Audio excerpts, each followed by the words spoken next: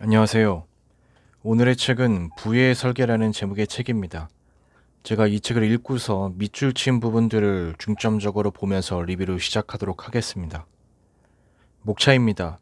목차는 일시 정지를 하셔서 더 자세히 보실 것을 추천드리겠습니다. 투자를 하지 않으면 내 돈이 녹아내리는 시대가 왔습니다.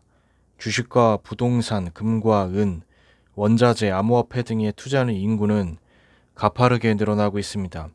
이에 발맞춰 주식과 부동산 투자 요령을 담은 정보들도 넘쳐나고 있습니다. 하지만 국내외 경제 상황과 자산 시장 전반에 대한 건강한 이해를 돕는 입문서는 찾아보기 어렵습니다. 이 책은 이런 답답한 상황에 대한 대안을 제시하고자 합니다. 그런 의미에서 우리가 투자할 대상을 둘러싼 환경을 폭넓게 이해하는 데 초점을 맞췄습니다.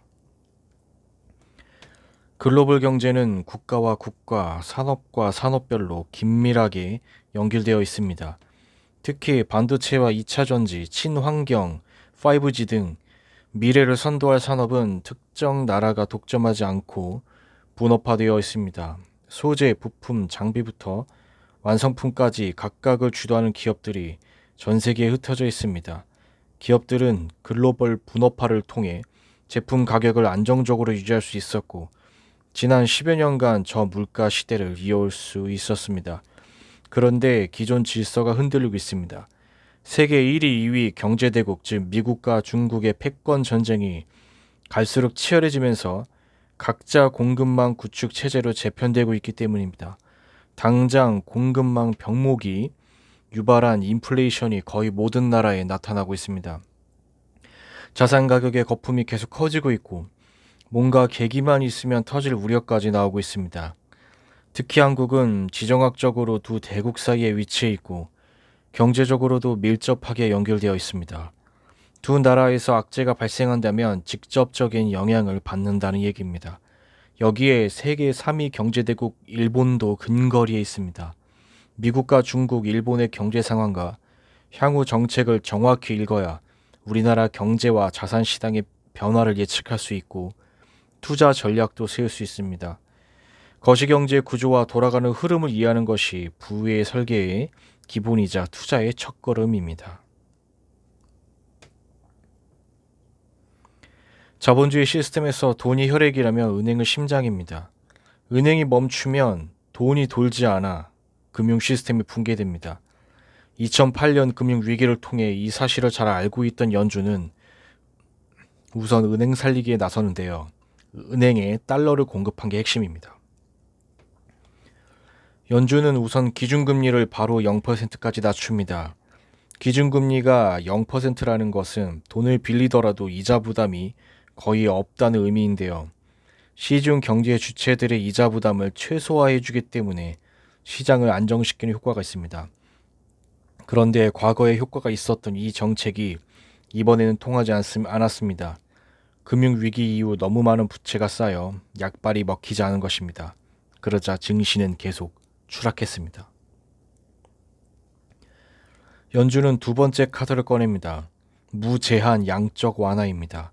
양적 완화는 간단히 말해 연준이 장기 국채를 사서 시중에 돈을 공급하는 정책입니다. 2020년 3월과 4월 두 달 사이에 3조 달러 약 3,500조 원을 공급했습니다. 우리나라 GDP의 2배 가까운 돈을 짧은 기간에 집중적으로 쏟아 부은 것입니다. 연준은 세 번째 카드도 빼듭니다. 민간 기업에 직접 돈을 지원하는 사상 초유의 방식입니다. 투자 등급 BBB- 이상 기업의 회사채를 사서 해당 기업에 직접 달러를 줍니다. 자금 부족을 겪는 기업들이 파산하기 전에 돈을 지원한 거죠. 이 지원금은 7,500달러 약 900조 원 규모로 책정했는데 2020년 말까지 1,137억 7천만 달러 약 16조 원이 풀렸습니다. 안전자산인 미국 국채를 사들이는 양적 완화에서 한 걸음 더 나아가 위험도가 높은 질적 완화를 도입한 것입니다. 당시 월스트리트 저널은 이번 조치로 연준이 사상 최초로 중앙은행에서 상업은행으로 전환한 셈이 되었다라고 평가했습니다. 연준은 이어 6천억 달러 규모의 긴급 중소기업 대출 제도에 이어 9,450억 달러 규모의 직원 급여 지원 프로그램도 도입했습니다. 직원에게 급여를 주지 못하는 기업들에 긴급 대출까지 해준 건데요. 이런 조치 덕분에 많은 기업들이 도산을 면했습니다. 자, 이렇게 미국 국내에 급한 불은 껐습니다. 연준의 네 번째 카드는 취약한 신흥국들로 향했습니다. 자체적으로 달러를 찍지 못하는 신흥국들은 달러 부족으로 인한 유동성 위기를 맞았습니다. 과거 우리나라가 외환 위기를 겪었던 것처럼 어디서라도 달러를 빌려와야 하는 상황에 처한 거죠. 연준은 주요 신흥국 중앙은행들과 통화 스와프를 전격 체결합니다. 해당 국가의 통화를 담보로 달러를 주는 건데요. 쉽게 말해 우리나라 한국은행이 원화를 찍어서 연준에 주면 그에 해당하는 달러를 준다는 것입니다. 나중에 경제가 안정될 때 다시 달러와 원화를 교환한다는 조건이죠. 2020년 3월 당시 연준은 9개 신흥국과 통화 스와프를 맺었습니다. 한국은 600억 달러 통화 스와프를 체결했는데 그 소식이 알려지자마자 국내 주식시장은 급속히 안정을 찾았습니다. 연준의 통화 정책은 돈을 빌려주는 개념입니다. 공짜로 주는 게 아닙니다. 국채를 사고 그에 대한 대가로 돈을 주는 건데요. 시중은행들은 보유하고 있던 국채를 연준에게 팔아 달러를 받게 됩니다. 이 돈을 받은 은행들은 대출을 통해 시중에 돈을 확산시켜야 하는데요. 문제는 은행들의 신용도가 높은 기업이나 개인에게만 돈을 빌려주려 한다는 데 있습니다. 쉽게 말해 애플이나 구글 같은 대기업이나 돈이 많은 부자들에게만 돈을 빌려준다는 것입니다. 게다가 제로금리까지 적용되니까 대기업과 부자들은 아주 적은 이자만 내고 돈을 빌리게 되는 것입니다. 이들이 주식이나 부동산에 투자해서 더 큰 대기업과 부자가 되는 이상한 현상이 생기는 거죠. 연준 통화정책의 한계로 지적받는 대목입니다. 그렇다면 정작 돈이 절실한 중소기업이나 자영업자들, 서민들은 어디서 돈을 받을 수 있을까요? 정부의 재정정책을 통해서입니다. 정부는 국채를 발행해 이 국채를 산 중앙은행으로부터 돈을 받습니다. 미국의 경우 연준이 달러를 무제한 찍어낼 수 있기 때문에 국채를 사면서 정부에 돈을 주는 것입니다. 다만 정부가 국채를 발행해서 돈을 받기까지 시간이 필요합니다. 의회에 동의 절차가 있기 때문입니다. 어쨌든 연준이 시간을 벌어준 덕분에 미국 정부의 재정 정책도 순조롭게 진행되었습니다. 미국 정부의 지원은 3단계로 집행되었습니다. 2020년 3월에는 1조 7천억 달러, 약 2천조 원, 2020년 12월에 약 10조 원, 2021년 3월 2,200조 원이 차례로 집행되었습니다. 특히 2020년 3월에 집행된 건 미국 구조개혁법으로 명명되었는데요. 전 국민의 약 90%에 1인당 월 160만 원이 지급되었습니다. 2021년 내내 경제계의 이슈가 되었던 테이퍼링입니다. 테이퍼링은 수도꼭지를 잠근다는 뜻으로 양적 완화로 풀고 있는 돈을 조금씩 줄인다는 말입니다. 즉 돈꼭지를 잠근다는 건데요. 쉽게 말해 운전할 때 속도를 줄이기 위해 가속 페달에서 발을 조금씩 떼는 원리와 같습니다. 발을 떼면 속도가 서서히 줄어들겠죠. 테이퍼링 다음 단계인 기준금리 인상 시점은 2015년 당시를 참고한다면 테이퍼링이 마무리된 이유가 될 텐데요. 연준의 점도표를 고려할 때 2022년 후반이 될 가능성이 높습니다. 다만 2021년 6월부터 치솟고 있는 물가가 최대 변수입니다. 인플레이션 장기화 우려까지 제기되었는데요. 물가를 억제하기 위해 기준금리 인상 시기가 앞당겨질 수도 있습니다. 미국은 반도체와 전기차 등 미래 핵심 분야에서 중국을 배제한 글로벌 공급망을 구축하려고 합니다.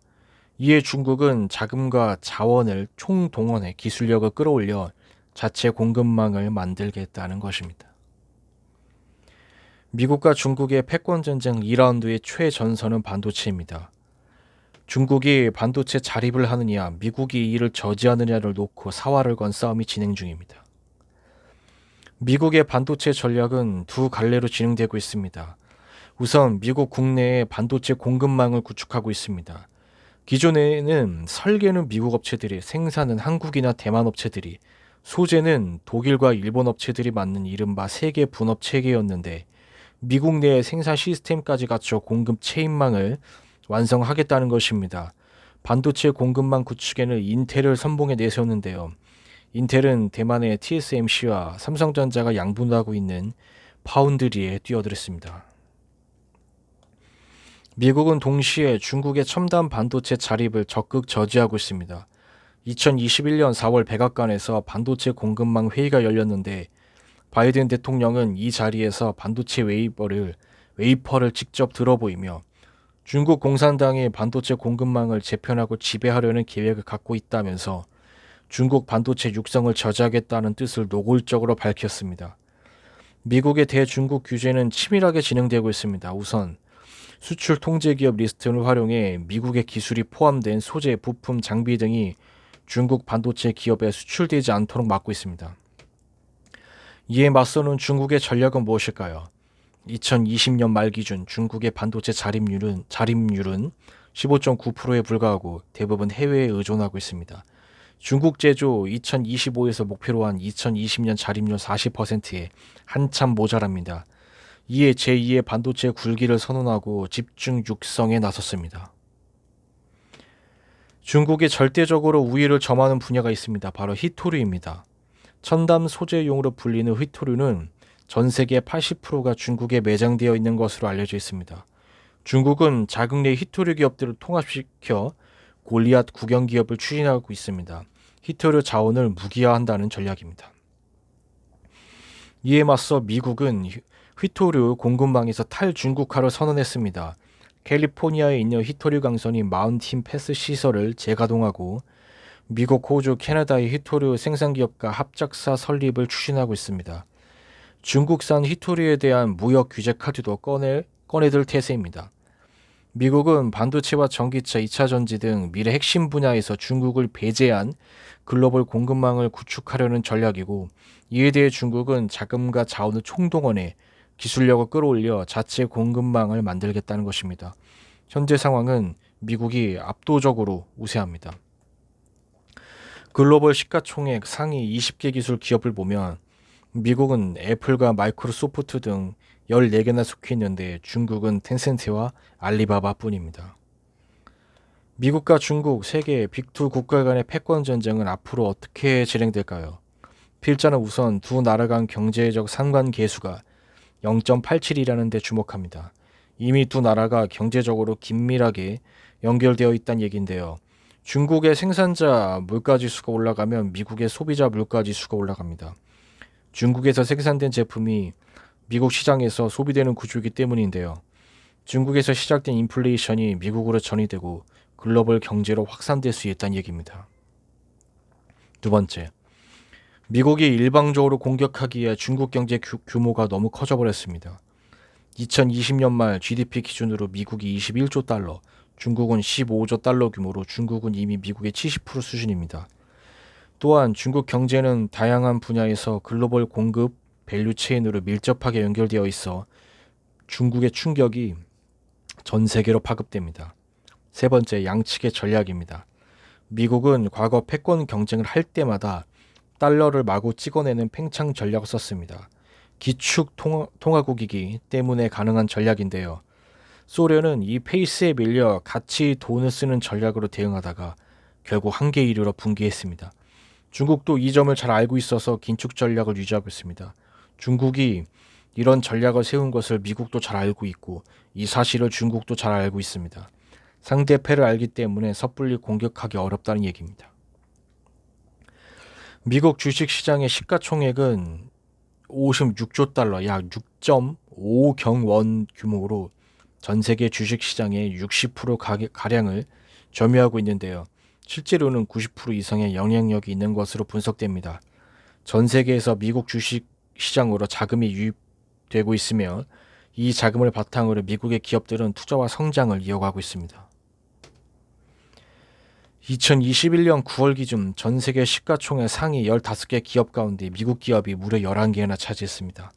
우리가 잘 아는 마이크로소프트, 애플, 아마존, 구글, 테슬라 등 세계 경제를 이끌고 있고 미래 산업을 선도할 기업들이 포진해 있습니다.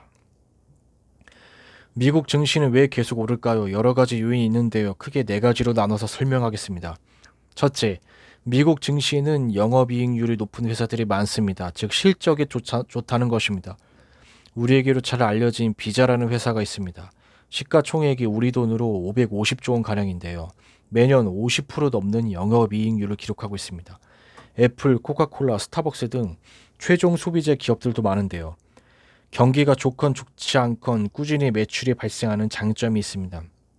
이런 기업들의 투자 자금이 몰리는 건 당연합니다. 둘째, 주주 친화적인 기업 정책인데요. 배당을 주는 기업들이 많고 배당률도 높습니다. S&P 500 기업 중 80% 이상은 400여 개 기업들이 배당을 하고 있습니다. 또한 자사주를 매입해서 소각하는 기업들도 많습니다. 2021년 1월부터 7월까지 약 790조 원 어치를 매입했는데요. 미국 기업들은 이렇게 매입한 자사주를 소각한다고 합니다. 이 경우 주식 숫자가 줄어들기 때문에 주가는 상승하게 되고 주주들에게 이익이 돌아갑니다. 셋째, 미국 주식을 갖고 있다는 건 미국 달러를 보유하는 것과 같은 의미입니다. 달러는 대표적인 안전자산으로 꼽히는데요. 외환위기, 금융위기, 유럽 재정위기 등 글로벌 경제 위기가 발생할 때마다 예외 없이 달러가 강세를 보였습니다. 너도 나도 달러를 찾기 때문입니다. 여기에 미국 경제만 지난 10여 년간 계속 독보적인 성장을 해왔습니다. 차별적 성장으로도 불리죠. 그렇기 때문에 전 세계 자본이 미국 주식 시장으로 몰리고 미국 기업들은 이 돈으로 신산업에 투자하면서 더욱 덩치가 커지는 선순환 구조가 형성된 것입니다. 2021년에도 미국 기업들은 예상을 뛰어넘는 실적을 냈습니다. 넷째, 다른 나라에서 찾아볼 수 없는 401K라는 제도 역시 주식시장의 핵심 자금 공급원입니다. 401K는 1980년부터 시작된 미국의 퇴직연금 제도입니다. 근로자가 급여의 일정액을 401K 계좌에 넣고 회사에서 비슷한 액수만큼 추가로 넣어주는 건데요. 이 자금을 위탁받은 자산운용사는 주식과 채권 등에 투자합니다. 미국 주식시장에 계속 오른 만큼 수익 역시 늘어났고 중산층 확산에 결정적으로 기여했습니다. 401K 전체 규모는 2021년 1분기 기준으로 6.9조 달러, 약 8,073조 원이 넘는데요. 우리나라 코스피의 4배 정도입니다. 해마다 상당한 규모의 신규 연금 자산이 미국 증시로 계속 유입되고 있습니다. 401K를 통해 미국 퇴직자들의 삶은 주식시장과 연동되어 있습니다.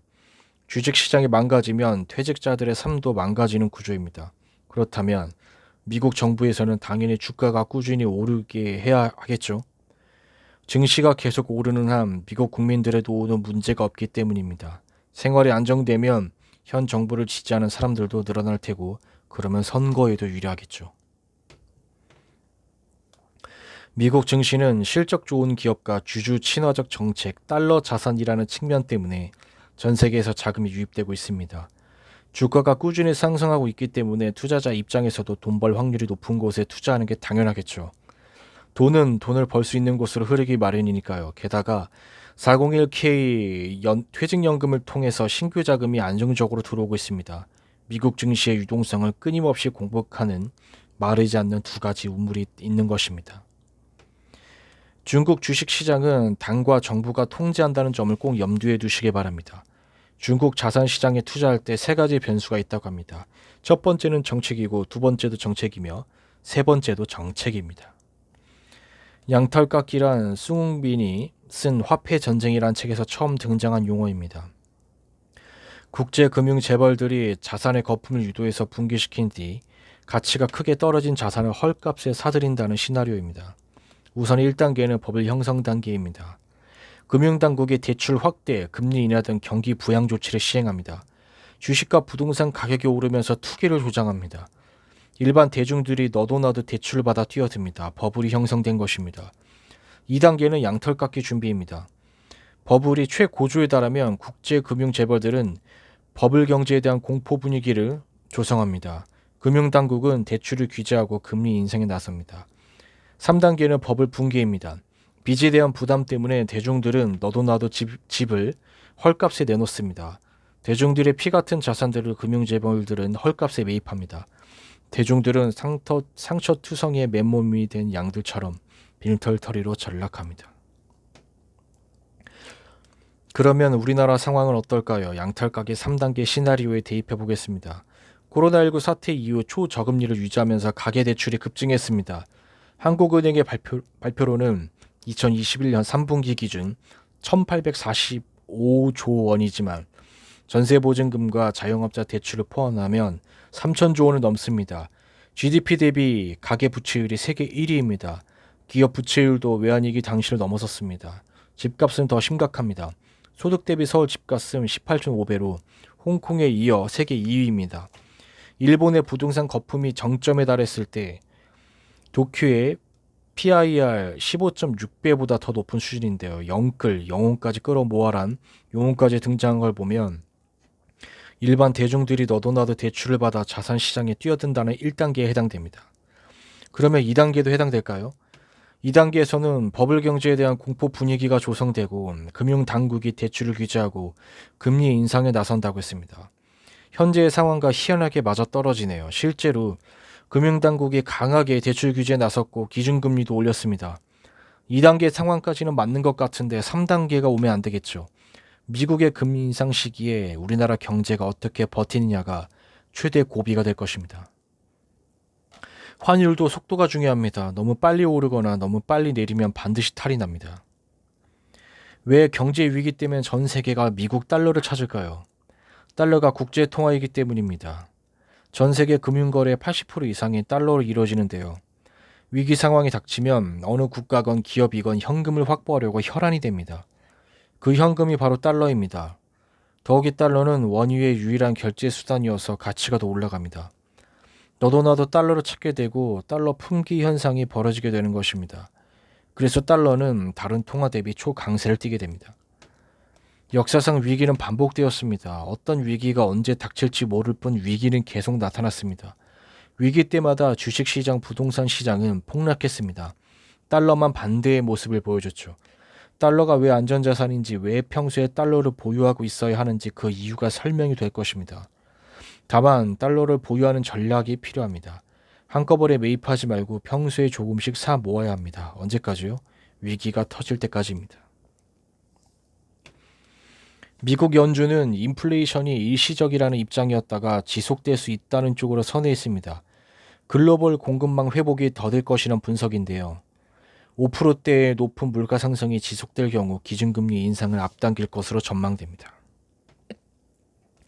외환 위기는 기업 부채, 금융 위기는 가계 부채, 재정 위기는 정부 부채 때문에 발생한 것입니다. 결국 큰 경제 위기의 뇌관이 부채라는 공통된 배경이 있는 거죠. 그런데 우리나라의 가계부채 상황이 심상치 않습니다. 2021년 11월 한국은행은 한국의 가계부채가 9월 말 기준으로 1845조 원이라고 발표했습니다. 2019년 12월에 1600조 원을 돌파한 이후 1년 반 만에 200조 원 이상 증가한 것입니다. GDP 대비 가계부채율도 전 세계 최상위권 수준입니다. 한국의 가계빚은 외환위기를 기점으로 지속적으로 들어왔습니다. 여기에는 정책적인 배경이 있습니다. 외환위기를 겪으면서 한국 기업들은 빚을 내서 하는 투자에 극도로 몸을 사리게 됩니다. 이러다 보니 은행들이 난감해집니다. 돈을 빌려줘서 이자를 받아 운영하는 구조인데 빌려줄 대상이 크게 줄어든 것입니다. 이때 은행들이 눈을 돌린 게 가계입니다. 기업 대출이 막혔으니 가계 쪽으로 돈이 흘러들어가게 된 것입니다. 집을 담보로 한 가계 대출이 이때부터 늘었고 가계부채도 함께 늘기 시작했습니다. 마침 한국은행도 경기 부양을 위해 기준금리를 낮췄고 대출금리가 낮아지면서 대출을 가속화시켰습니다. 2002년 400조 원 규모이던 가계부채가 20년도 안 돼 4배로 늘어난 것입니다. 집을 매수할 때 가장 중요한 요인은 입지입니다. 일자리, 교통, 교육, 편의시설, 환경이 입지에 영향을 미치는 5대 요인인데요. 이 중에서 핵심은 일자리입니다. 일자리가 많기 때문에 사람들이 몰리고 그로 인해 집에 대한 수요가 발생하고 집값도 오르는 것입니다. 문제는 일자리가 많은 지역의 집값은 이미 많이 올랐다는 점입니다. 따라서 주변 지역으로 대상을 넓혀야 합니다. 이 경우에는 교통망을 잘 살펴야겠죠. 미국이 기준금리를 올리고 한은도 기준금리를 올리면 본격적인 긴장 국면에 돌입할 것입니다. 여기에 수도권의 미분양이 증가하고 경매 낙찰률이 100 미만이면 집값 하락세의 신호로 판단해야 합니다. 삼성전자에게는 두 가지 결정적인 무기가 있습니다. 첫째, 120조 원에 이르는 보유자금입니다. 주로 메모리 반도체를 열심히 팔아서 모아둔 실탄입니다. 비메모리 치킨 게임은 꼭 천문학적 자금 전쟁인데 손에 쥔 120조 원이야말로 삼성전자 자신감의 원천입니다. 둘째, 3나노 이하 미세 공정에서 TSMC를 압도할 비장의 기술력을 확보했다는 사실입니다. GAA는 공정 효율은 30% 높이고 전력 소모는 50% 줄여주는 첨단 기술입니다. 삼성전자는 TSMC보다 앞서 2022년 상반기부터 GAA 기술에 기반한 3나노 공정을 시작합니다. 두 가지 무기가 잘 통할 경우 현재 100곳 정도인 파운드리 고객사가 300곳 정도로 늘어나고 구글 같은 대형 고객까지 몰려들면서 삼성전자 실적은 가파르게 치솟을 것으로 기대됩니다. 메모리에서 최후의 승자가 된 것처럼 비메모리 치킨 게임에서도 삼성전자의 뚝심이 빛을 발할 것인지 귀추가 주목됩니다. 다만 2021년 하반기 삼성전자의 주가 흐름이 약했던 데서 보듯이 치킨 게임 시기에는 투자 금액이 급증하면서 반도체 기업의 주가는 대체로 부진한 편입니다. 반도체 전쟁의 무기는 자금과 기술만이 아닙니다. 미국 기업 인텔은 삼성전자와 TSMC 등 아시아 반도체 기업을 미래 안보 위협으로 간주하며 미국과 유럽 등 서방 국가를 상대로 투자금 유치 로비를 강화하고 있습니다. 일본 정부는 TSMC와 마이크론의 공장을 자국 내에 유치하는 데 성공했습니다. 반도체 싸움이 자금력 외에 국력과 외교력까지 동원하는 총력전임을 실감케 해줍니다. 그러므로 반도체 투자자라면 산업 자체에 대한 이해와 함께 글로벌 경쟁이 어떻게 펼쳐지고 있는지도 파악해야 합니다. 삼성전자와 SK 하이닉스는 메모리 시장의 70%를 차지하지만 비메모리에서는 갈 길이 멉니다. 메모리 1위, 파운드리 2위인 삼성전자의 파운드리 시장 점유율은 20% 미만으로 50%가 넘는 1위 TSMC에 비해 한참 모자랍니다. 우리나라가 세계적 반도체 강국이 된 것은 삼성전자, SK하이닉스 같은 종합 반도체 회사뿐만 아니라 이들과 강력히 결합된 소재 부품 장비 업체 덕분입니다.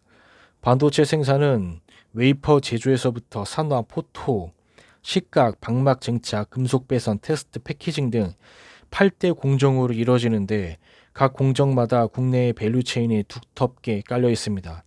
삼성이 비메모리를 중심으로 반도체에 200조 원을 투입하기로 결정하면서 관련 소부장 업체들이 수혜주로 부각되었고 주가도 급등했습니다.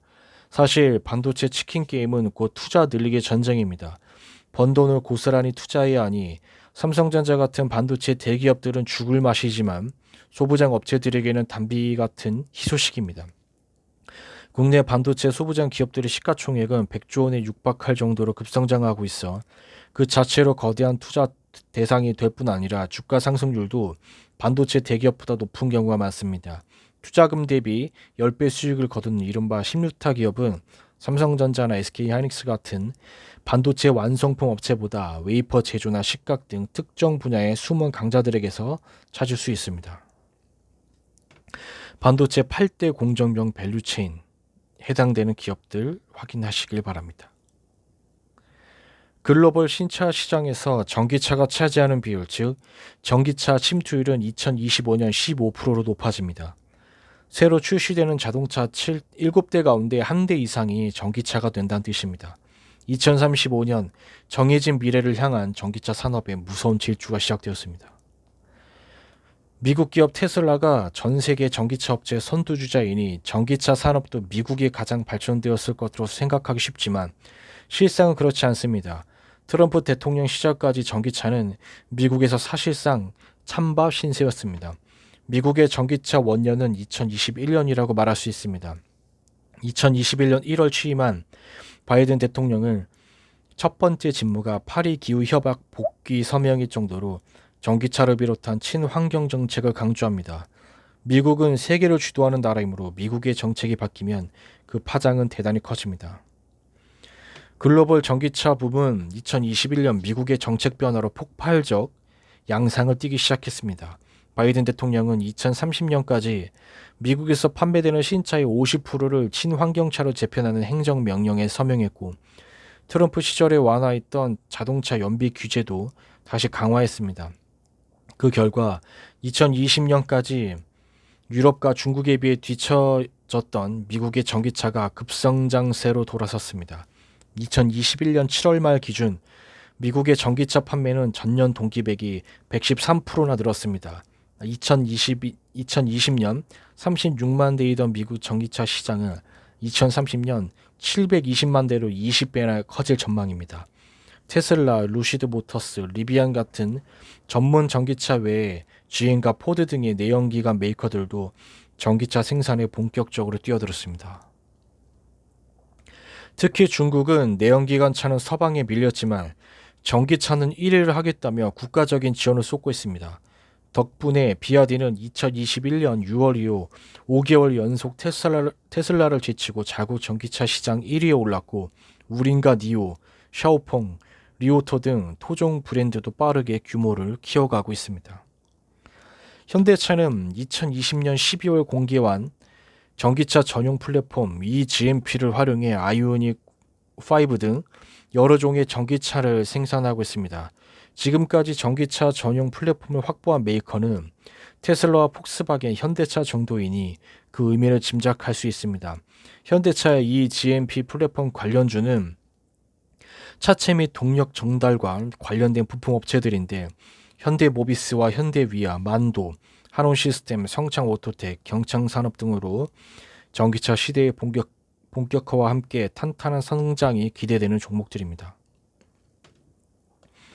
2020년 71억 달러 규모이던 글로벌 자율주행차 시장은 2030년 6,565억 달러로 100배 가까이 커질 성장 예정입니다. 100배 가까이 커질 전망이랍니다. 100배.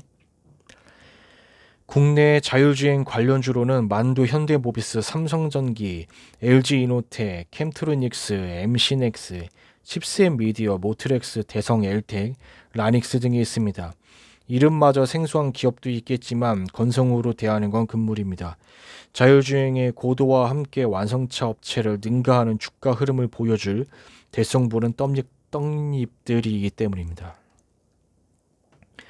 SK와 포드의 합작사인 블루오벌 SK가 13조 원을 들여 배터리 공장 3개를 짓기로 하면서 단숨에 미국 내 배터리 생산 1위 자리를 이약했고, LG 에너지 솔루션은 미국 1위 자동차인 GM에 이어 3위 메이커 스텔란티스와도 배터리 합작 공장을 세우기로 했습니다.